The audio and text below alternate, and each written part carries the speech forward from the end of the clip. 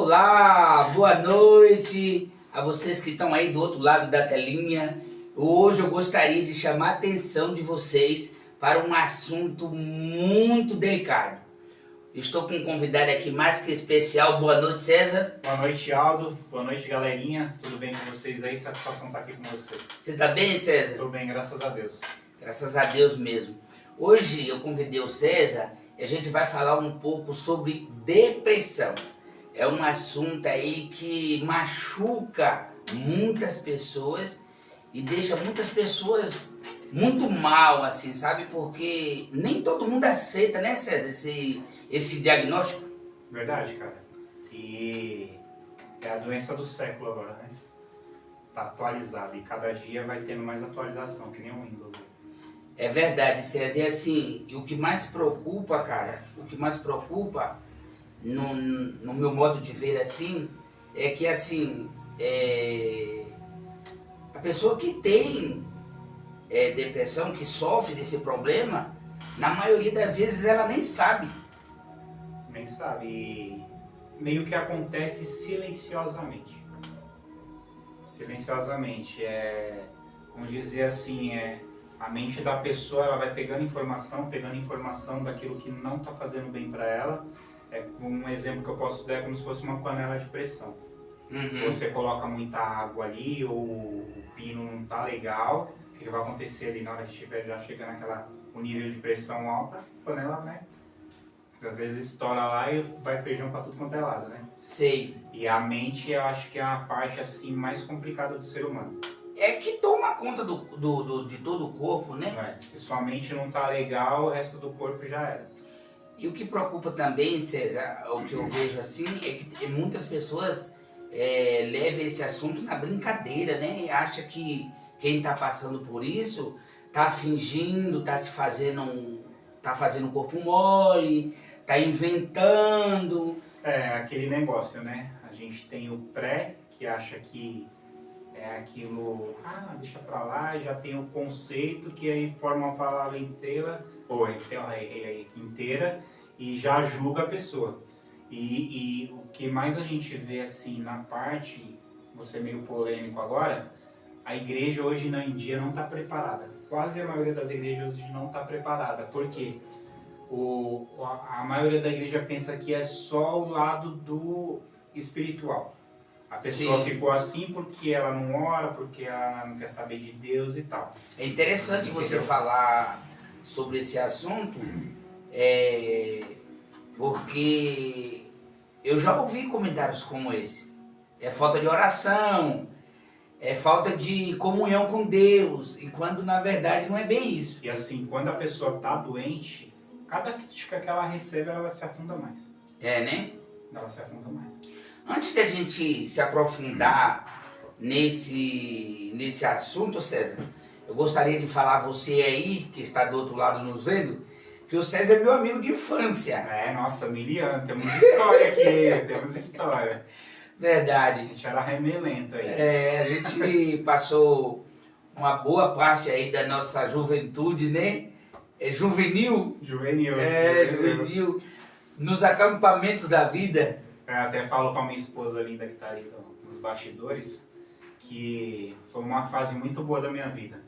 Né, César? Ser desbravador ali, a gente acampava. Eu acho que todo mundo, não quero atropelar a sua fala assim, mas eu acho que todo mundo que tem a nossa idade de tiozinho assim, a barba branca, o cabelo branco, a gente lembra da infância assim, da juventude, com saudade, né, meu? E algo assim que era uma infância que não é que nem hoje em dia a molecada, né, tá aí se drogando nos baile funk, né, meu? A gente ia pro meio do mato, né?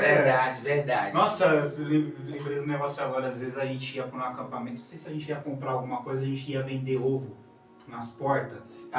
Pra arrumar o dinheirinho. Pra arrumar o dinheirinho pra nós ir acampar. Pra ir acampar. Muito interessante, os melzinhos que a gente ia buscar na associação. Legal, verdade, isso mesmo.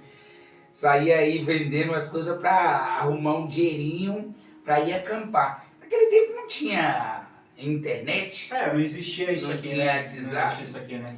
Não existia telefone. Inclusive isso daqui também é um dos canais da depressão, né?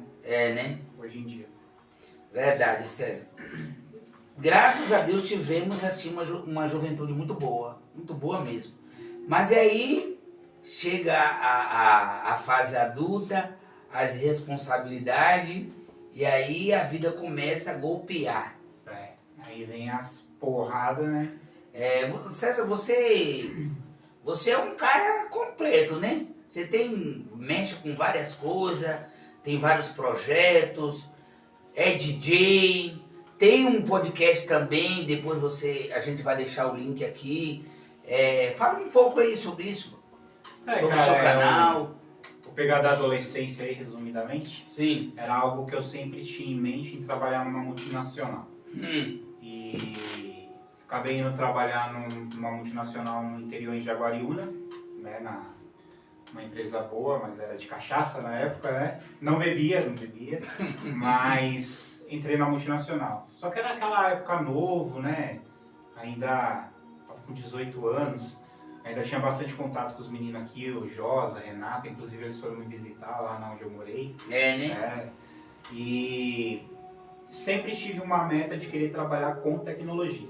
Sei. E depois de muitos anos consegui entrar nessa área de tecnologia, entrei de gaiato, manjava só mexer no Orkut, MSN, e fui cobrir um rapaz que faltou num projeto e acabei ficando na área de tecnologia.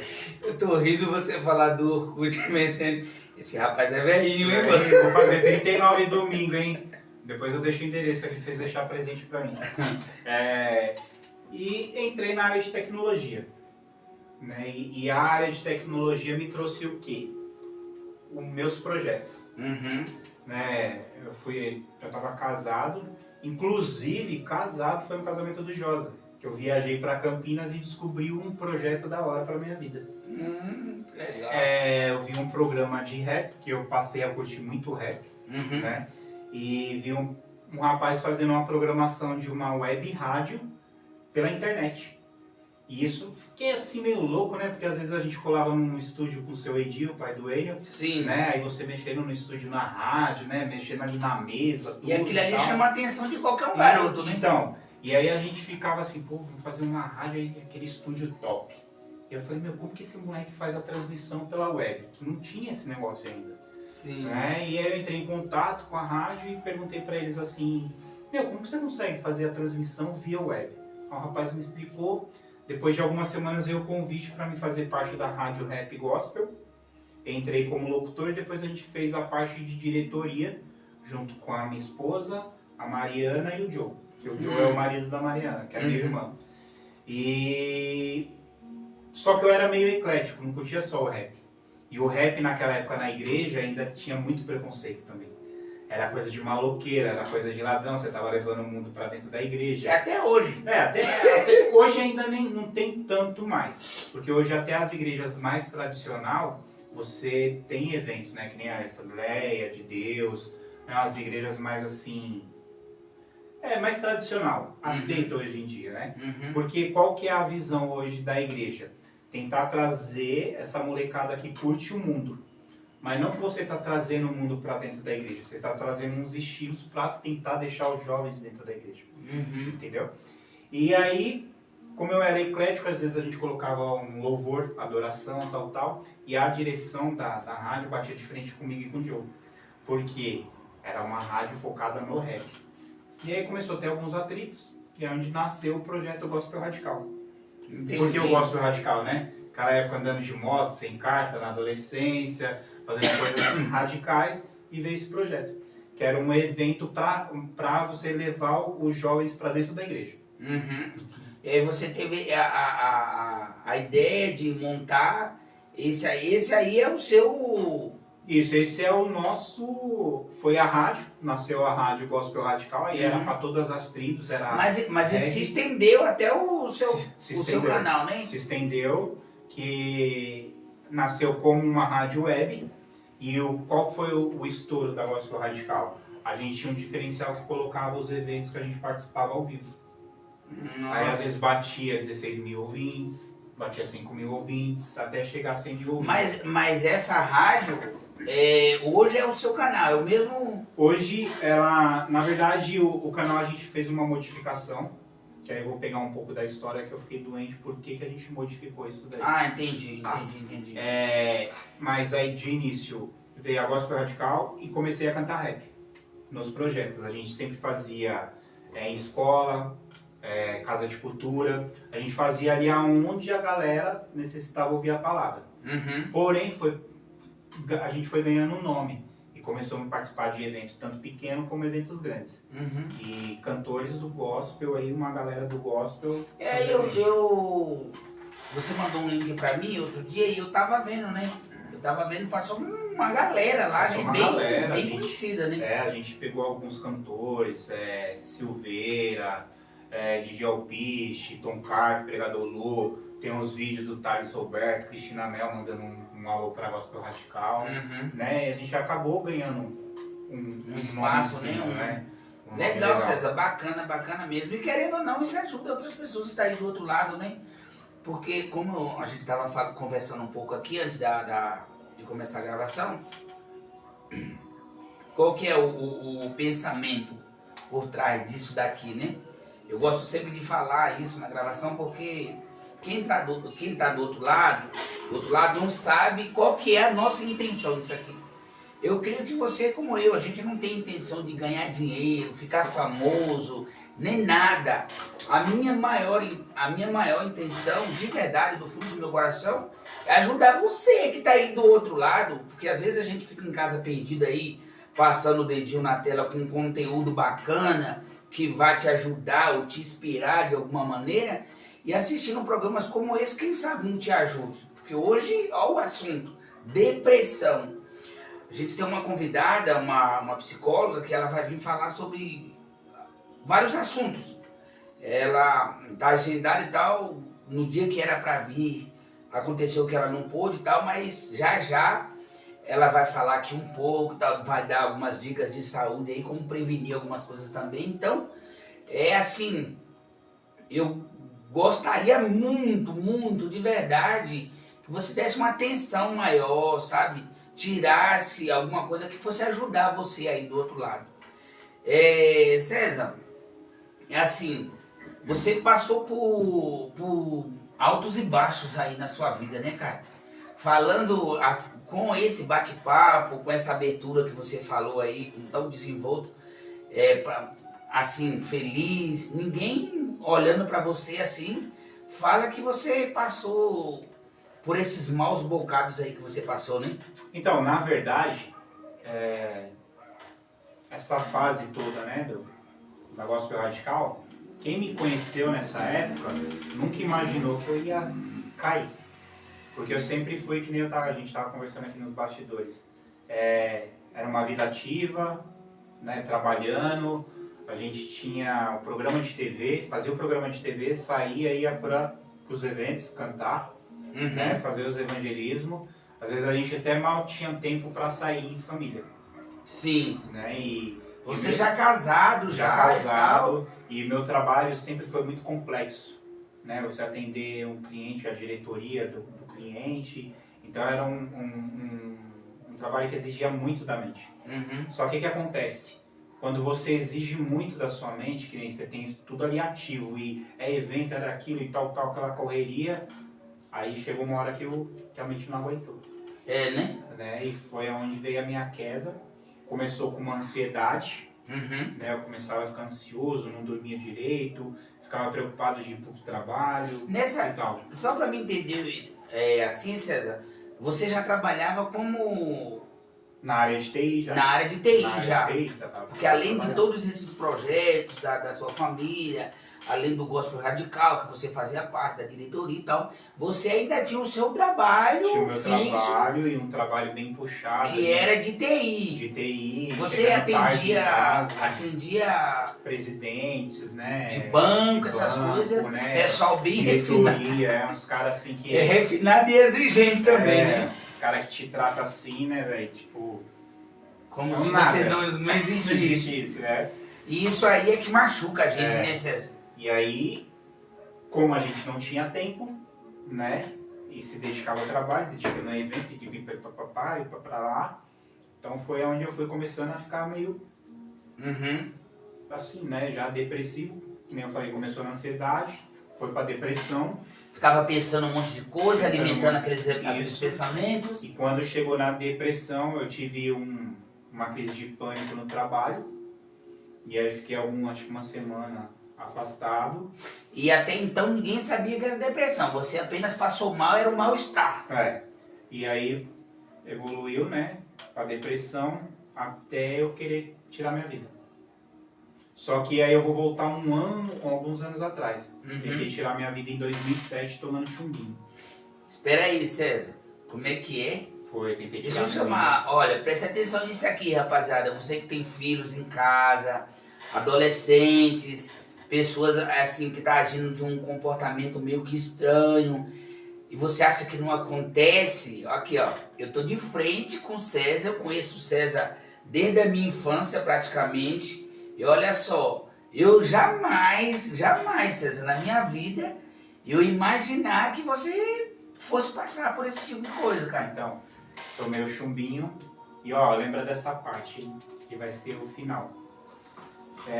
Tomei o chumbinho, dei entrada no balneário, que é aqui próximo da nossa região, né? Pra quem não sabe o que é chumbinho é aquele veneno, aquele veneno de rato lá, que é altamente hoje em dia até é proibido a venda dele. Proibido, né? Proibido.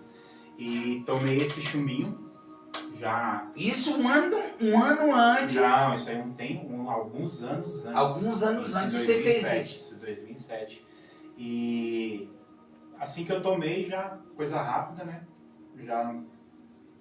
Só foi acordar no hospital no outro dia. O pessoal pegou você, socorreu, levou para o hospital? Né? Meu pai foi junto, acho que não lembro se minha mãe foi de momento, foi meu pai, né, o vizinho. Me levaram lá pro balneário e ali o médico falou que foi Deus na minha vida. Porque conforme eu tomei, eu já enjoei, já joguei a metade para fora. E não tive sequelas naquela época. E ali foi uma recuperação muito rápida. No mês eu já tava de boa. Não tinha mais nada. E aí passou esse tempo todo, estamos casados, já minha filha, esse processo de trabalho foi onde eu caí mesmo. E aí eu comecei a me cortar, cortei meu pulso.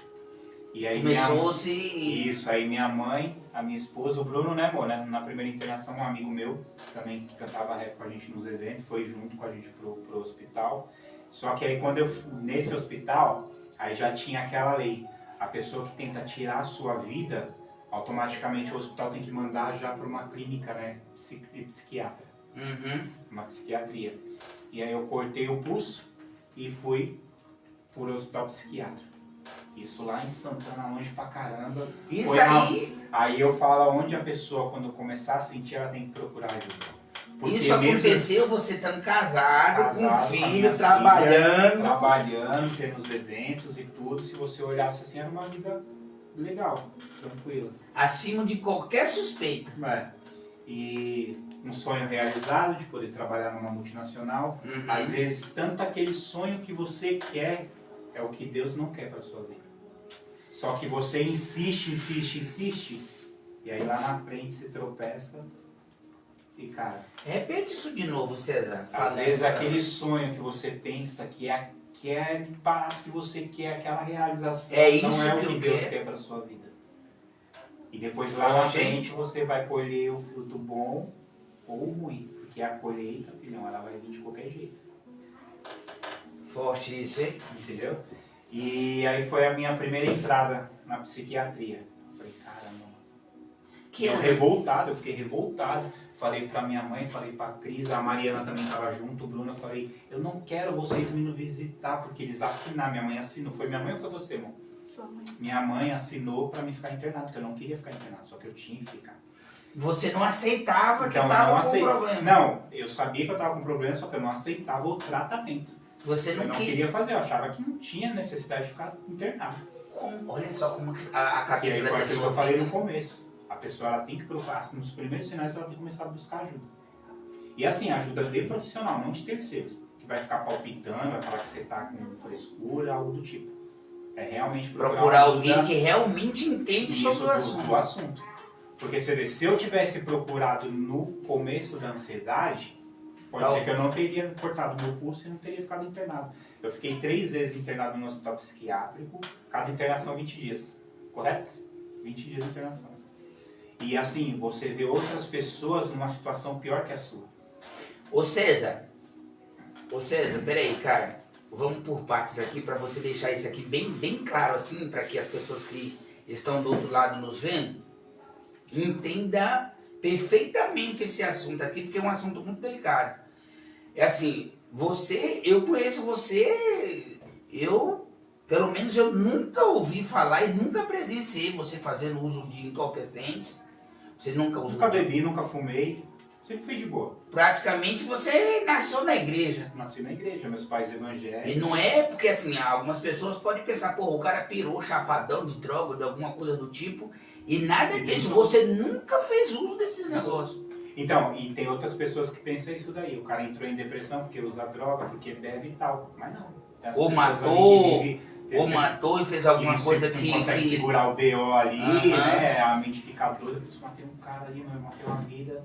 Ou fez alguma coisa e tá se sentindo culpado e não consegue se livrar da culpa e entra... E nada disso aconteceu com você. Nada disso. Você vê, ó, família perfeita, esposa linda, filha linda, pais maravilhosos. Minha avó, você lembra da minha avó, da minha tia, né? Minha família, né? Sempre todo mundo ali unido, né? Tá, agora que você me explicou, você ficou três vezes internado. 3 vezes. Nessa aí eu tentei 3 vezes, cada internação era porque eu tentava alguma coisa com a minha vida. Sim. E aí minha filha começou a ter... O seu pensamento era de tirar a sua própria vida. Tirar a minha vida. E minha filha via essas cenas, minha mãe cuidava, só que chegou, era uma época que eu não tinha como ficar de jeito nenhum sozinho em casa. E aí você se sentia mal porque sabia que tinha uma filha pequena? Porque era algo que eu não conseguia controlar. O meu problema era o quê? Eu escutava vozes. As vozes pegavam e falavam assim, pega essa faca aí, ó, vai se matar. Ou pula lá da laje, vai lá no rodoanel e se joga lá de cima. E aí chegou um momento que minha esposa teve que sair do serviço para cuidar de mim. Ela parou a vida dela profissional para cuidar de mim.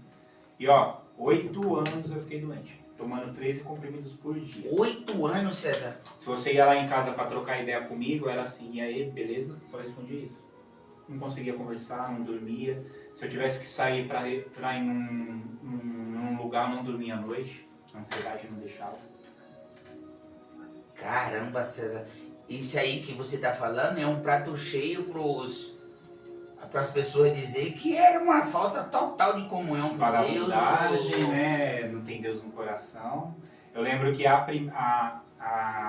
minha saída da primeira internação teve um culto em casa. Né? Você conheceu meus pais, né? Meus pais sempre foram da igreja. Teve um culto em casa e foi um pastor orar por mim. Uhum. E esse pastor, eu estava em pé, né? Tinha um sofá aqui na sala. E ele orando e me empurrando.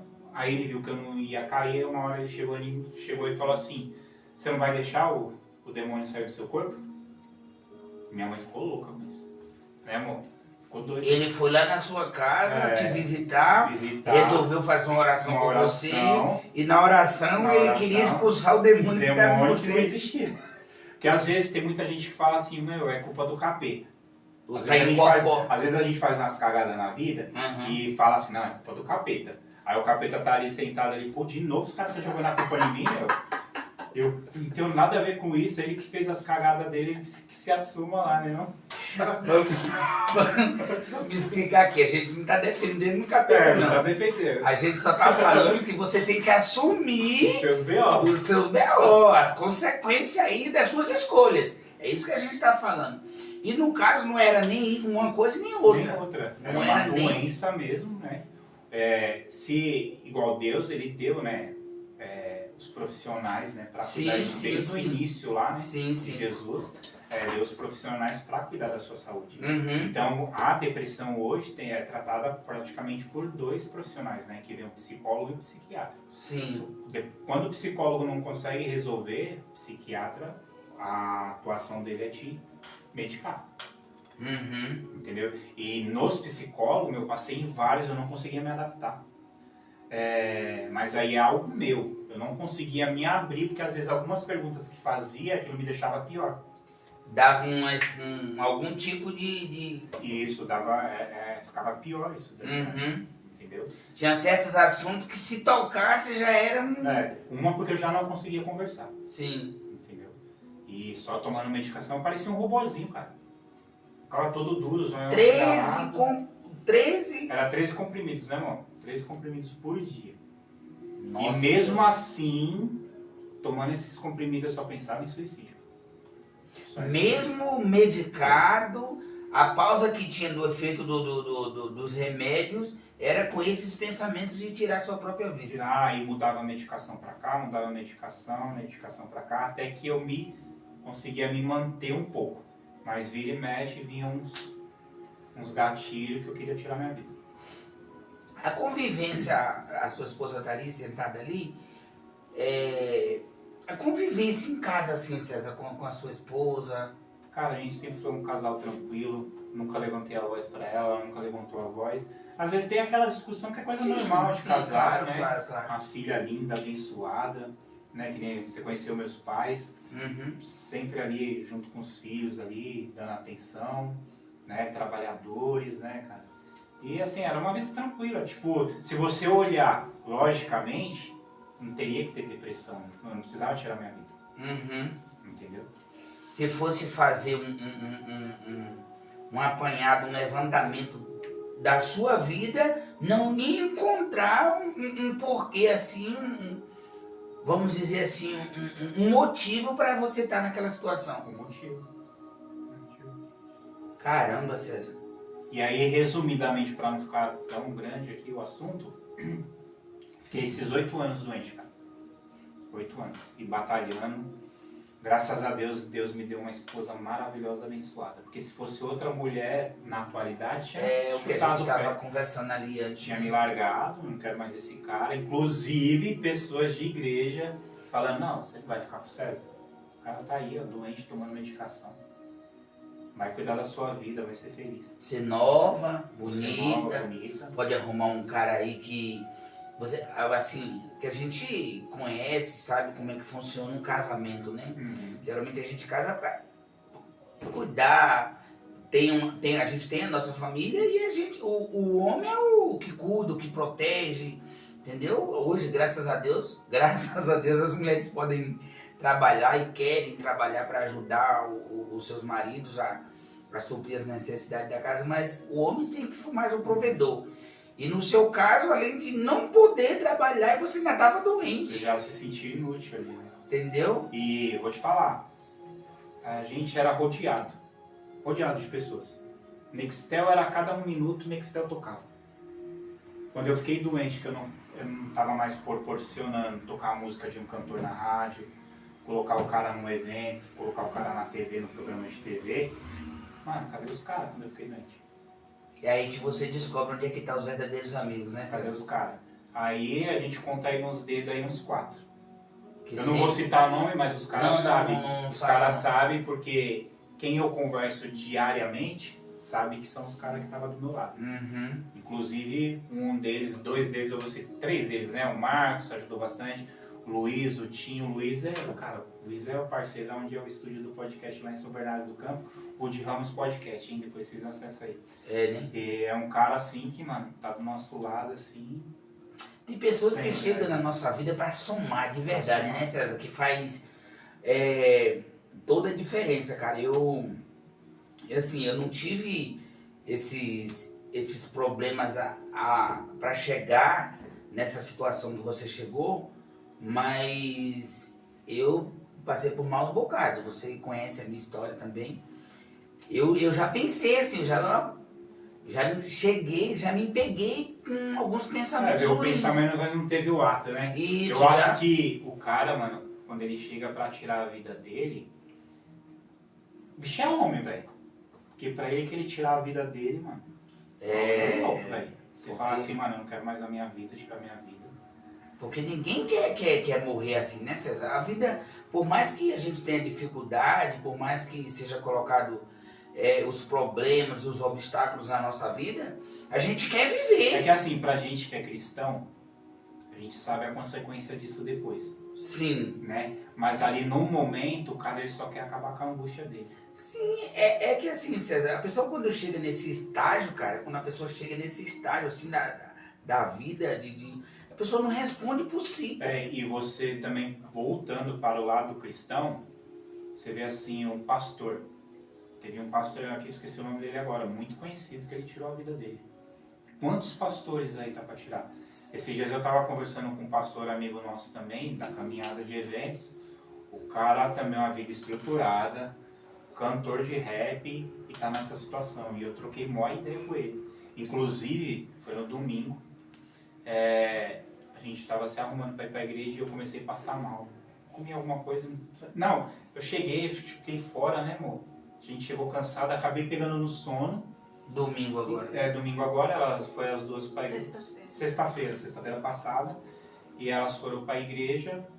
E aí ela comia algum negócio, até ela sentiu na igreja, meu César, acho que vai passar mal, alguma coisa do tipo. Exagerei e comecei a jogar para fora, porque eu fiz uma cirurgia recentemente, né, a bariátrica, e passei mal.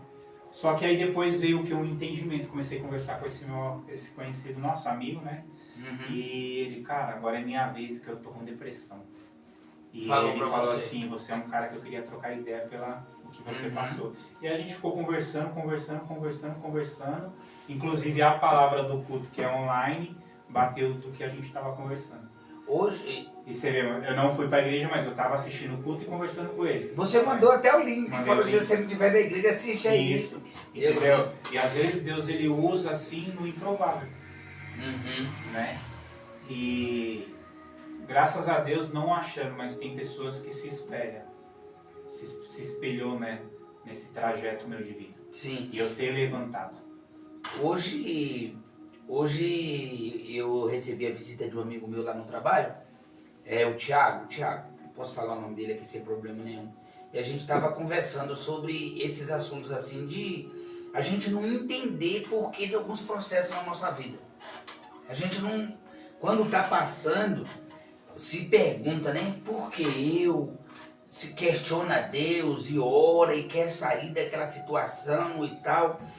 Mas assim, depois de passar, parece que depois de um passado, quando você já atravessou aquele momento difícil ali, e aí você se depara com algumas pessoas que você consegue ajudar, sabe? Pessoas que estão passando pelos mesmos problemas que você já passou outrora. Você fala, será que Deus permitiu que eu passasse por esses problemas para que hoje eu tivesse a experiência e a sabedoria para ajudar outras pessoas? Então, aí não que Jesus faça isso, sabe? Não, eu vou deixar você passar por isso. Mas assim, Deus é tão maravilhoso na nossa vida, cara, que as coisas ruins se transformam em bênçãos, César. Então, agora eu vou voltar um pouquinho no negócio teu radical, sobre isso que você falou. A permissão que Deus às vezes dá, que nem na história de Jó. Quando a Gospel Radical começou a crescer o nome, subiu o status pro César. Era o DJ César, até aqueles falaram, isso tudo é o DJ César, não sei o que. Ciúme do DJ, tá? Subiu pra cabeça essa questão. E um dos eventos que a gente fez aqui na Belmira Marim, bem na quebradinha ali da Belmira Marim, né? Próximo ao banco do Bradesco.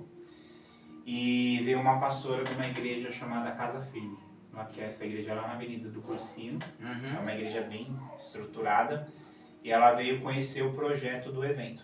Sim. E aí ela pediu para entregar o microfone que Deus tinha entregado uma palavra para ela sobre a minha vida. E aí ela falou assim abertamente, Deus vai te espremer e vai te jogar no chão para saber que os negócios não é assim bagunçado. Que é você que tem que fazer. Que é Deus na sua vida antes de tudo. Caramba! Aí a pastora Rose, mandar um abraço. Passou 2 anos, pum. E aí vem isso que você entrou. Às vezes vem um processo por alguma falha nossa também. Mas às vezes esse processo é Deus te preparando lá na frente. Entendeu? Ou para algo melhor na sua vida, ou algo que vai acontecer para te estabilizar. Ou para amadurecer você, de alguma maneira. E assim, é que é difícil a gente falar, nós somos pequenos demais para falar sobre os propósitos de Deus na nossa vida, né? Deus é muito sábio, Deus é muito sábio assim, como conduz as coisas. Quem somos nós na fila do pão para questionar os propósitos de Deus, né? E a gente não entende. Como que eu vou entender os propósitos de Deus? Como? Eu não vou entender, sabe? Mas assim, com isso tudo, o povo tem até um ditado popular que fala que o que não nos mata nos fortalece. Não é isso que as pessoas falam. E assim, o que eu percebo, eu não estou falando no contexto da sua vida, César, estou me referindo a mim agora. O que eu percebo que alguns momentos difíceis da minha vida, alguns momentos de limitações e dificuldade da minha vida, às vezes eu choro, cara. Eu não me envergonho de falar aqui porque eu sou humano, sou imperfeito, tenho as minhas dificuldades. Algumas vezes aí eu me pego chorando, sabe? Triste, meio que fragilizado por conta de alguma situação que é difícil de engolir. Por quê que é difícil de engolir? Porque eu sou homem, não me vejo menos homem que ninguém, porque homem é homem, independente de nacionalidade, de cor, sabe? E da instrução acadêmica que ele tenha, homem é homem, e pronto, acabou. E assim, quando a gente tem o nosso respeito e a nossa dignidade violada, e a gente não consegue fazer nada, porque a gente tem que ter os pés no chão, a gente tem que ter o pé no chão e os olhos no céu. Os princípios, né? E aí a gente engole o choro, mas isso deixa a gente muito mal. Porque não é fácil você lidar com alguma situação, sabe? E aí, quando passa essa fase que você tem que engolir o choro e ter o pé no chão, lá na frente você começa a entender. Parece que as coisas começam a se encaixar. Aí o próximo nível fica mais fácil. Fala, não, esse aí é um caminho que eu já trilhei. Isso aí eu já passei. Então eu não vou mais por esse caminho. Eu não vou mais usar essas palavras. Eu não vou mais me deixar ser emocional, ponto. Eu vou agir de uma outra maneira. E é assim que a vida é. Verdade. Se a gente não procurar fazer dos nossos altos e baixos um aprendizado, a gente vai ficar sofrendo assim por coisas insignificantes. Mas assim, César, para não alongar muito, não ficar muito extenso, não quero muito fazer você falar sobre esses assuntos. A gente está num quadro que fala que isso marcou a minha vida. Dentro desse contexto todo, César, eu vou tocar num assunto que talvez eu não gostaria que você ficasse mal. Mas dentro desse contexto todo, o que te marcou assim, mais, que deixou uma marca profunda assim, que você, sabe, que talvez seja um gatilho para te deixar mal assim. Hoje em dia, é que nem eu conversei uma vez com você. Hoje às vezes vem um gatilho, mas é algo que eu consigo controlar e vai rápido embora. Uhum. Né? Mas eu vejo assim o trabalho que Deus fez na minha vida. É igual eu falo, se você tá aí com depressão, você tá querendo tirar a sua vida, o processo de Deus na minha vida foi 8 anos. E aí eu vou entrar nisso daí que marcou. Não foi 8 dias não, foi quantos anos? 8 anos. 8 anos doente. E em setembro de 2021, né, amor? É que eu falo que às vezes eu esqueço. A gente deitado na cama, eu falei pra ela assim, preciso me matar de vez, ou senão eu vou ficar aqui em cima da cama tomando esses remédios pro resto da minha vida. Vegetando. E cristão, conhecedor da palavra, me batizei na Adventista, com 16 anos. E eu falei assim pra ela, Deus não vai me curar mais. E ela sempre orando, minha mãe de joelho no chão, minha avó, minha tia, orando, falando que queria ver que Deus ia fazer na minha vida. Em outubro dia 21, minha mãe já estava há algum tempo sentindo algumas dores e ela pediu para me levar ela no Hospital Pedreira. A sua mãe? Ela já sabia que ela estava com possível câncer. E aí a gente descobriu o câncer no dia 21. Ela já tinha feito alguns exames? Não, ela só sentia dor e se automedicava. Você vê, inclusive, não só para depressão. Acho que para a sua saúde, você começou a sentir alguma coisa, corre no médico uma semana, aquilo tá te incomodando, corre no médico e vai procurar fazer algum exame. César, você acha que ela... Eu tive o prazer, cara, o prazer, de verdade. Pra mim foi um prazerzão, assim, conhecer a sua mãe. Pessoa muito simpática, muito gente boa, humilde demais, atenciosa, dava conselho pra gente. E assim, pelo pouco que eu conheci da sua mãe, cara, você acha que ela tinha... como que eu posso colocar aqui? Você acha que ela sentia que tinha um problema maior e não quis procurar? Então, o que acontece? Aí vem isso aí. Ela ficou bastante tempo sentindo algumas dores. Sim. E só tomando dipirona. E aí ela começou a ter alguns outros sintomas que aí hoje em dia você com o Google você começa a ver, vou pesquisar isso aqui, esses sintomas. Eu faço isso direto. Então, eu faço direto. Aí aparece aquilo lá. Ah, tô com tal coisa, tô com aquilo. Uhum. E aí foi onde ela pediu para ir na consulta, né? E ela sabia que o Hospital Pedreira é um hospital bem preparado, que você faz exames ali na hora, né? E aí a gente descobriu o médico, dona Célia, a senhora tá com câncer. E o médico às vezes costuma ser reto, falou, né? isso aí na lata, assim. O médico não te prepara. Tem muitos médicos que ainda mais nesses hospitais públicos, né? E já vai na reta. Então falou assim, dona Célia, a senhora tá com câncer no pâncreas. E a estimativa é assim, assado, 1 ano. Eu olhei assim pra minha mãe, né, cara? Fiquei meio sem reação. E você suspeitava que pudesse ser isso? Jamais a gente suspeitou que era um câncer. Porque não tinha casos assim na família. Né? Que às vezes o câncer ele costuma ser genético. Né? E aí eu olhei assim pra minha mãe manteve a postura, né? E aí ela foi no banheiro, automaticamente na hora que ela foi no banheiro, eu vejo que ela não queria chorar na minha frente por causa do meu histórico. E assim, pô, César recebeu essa notícia, já liguei direto pra ela. E a preocupação com você? Já liguei direto pra ela e eu sou um cara que eu não sei dar notícia. Eu também vou reto.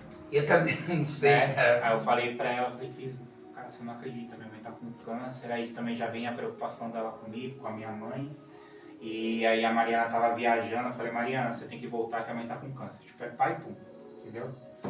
Aí a Mariana, como assim? Tava em Florianópolis, pegar a estrada à noite, já veio, né? E foi assim, ali foi difícil, cara. Só que ali no momento eu não entendi que ali Deus estava trabalhando na minha cura. Coloquei na cabeça que eu precisava parar a medicação e melhorar para cuidar da minha mãe. E aí foi isso daí, né? Foi onde eu comecei a ficar 100% para cuidar da minha mãe. E foram dias difíceis e tal. E aí já no momento assim, a gente fez um culto aqui, minha mãe já estava bem debilitada, já morando aqui no Santa Cecília. Aqui na casa dela aqui, né? Já morando, a gente fez um culto lá, veio o pastor Melk, o pastor Fábio, que é o que eu te falei para trazer aqui, né? O da Jerusa. E ali fez um culto familiar. Mariana, né? Todo mundo.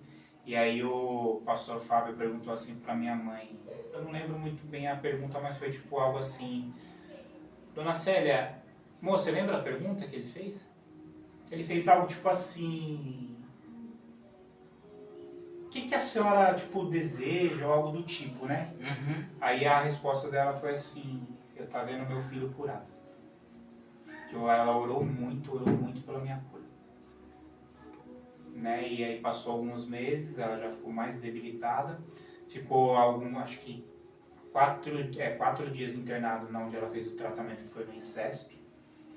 E aí também o médico me chama, traz o RG da sua mãe, aí tipo, a gente não tinha informação, né? No INCESP, muitas pessoas, eles não dão informação assim, se ligar lá. Às vezes a pessoa se internou hoje, depois de 2 dias eles dão alguma notícia. Eu falei, caraca, mano, pedindo RG. Aí eu fui, aí o médico conversou comigo e falou assim, César, Explicou a situação e falou assim, ó, sua mãe tem mais ou menos 3 semanas de vida. Só que e lá é um hospital bem preparado, né? Tem tudo lá, é uma bolha do SUS que não falta medicação e nada. Né? Você tem um tratamento muito bom e eles têm uma ala, que é o paliativo, que aí a pessoa já tá ali, né, e tal. E a família pode entrar e tal, só que minha mãe escolheu vir para casa. Isso numa sexta-feira. Aí a gente trouxe ela na sexta-feira, chegamos às 19 horas aqui, fiquei um pouquinho e fui para casa descansar. E aí quando foi 3 horas, meu pai me ligou falando, César, vem aqui socorrer sua mãe não tá respondendo. E levamos pro balneário. Lembra lá do começo do balneário? Uhum. Levamos pro balneário.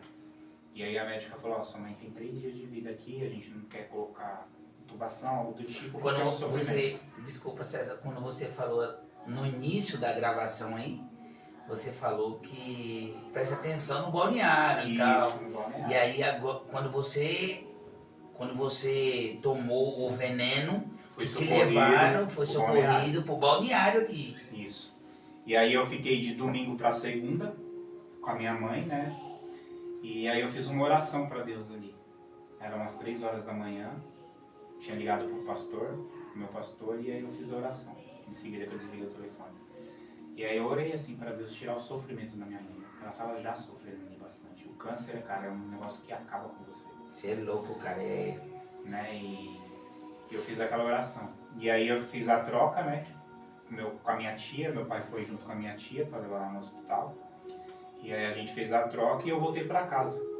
Acho que eu cheguei em casa 7 horas, quando foi umas 15 para as 8, meu pai ligou, o médico deu alta para sua mãe, que sua mãe tá bem. E aí eu voltei pro balneário, né? A gente cristão, só que a gente tem situação que não tem o que fazer. Eu sei. Né?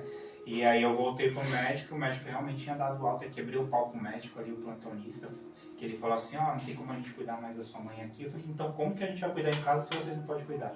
E quebrei o pau. Só que aí a gente colocou ela no carro, tudo, e eu tipo não...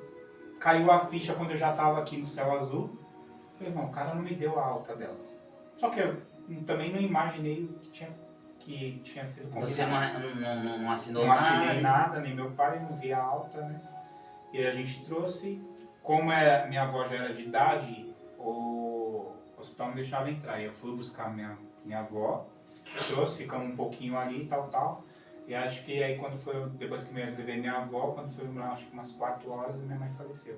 Aí em casa, nos braços da Mariana. E aí a Cris já me acordou, a gente veio aqui pro hospital. E aí por que eu falo no balneário? A minha mãe, ela manteve a postura. Eu não vi minha mãe chorando no tempo do tratamento.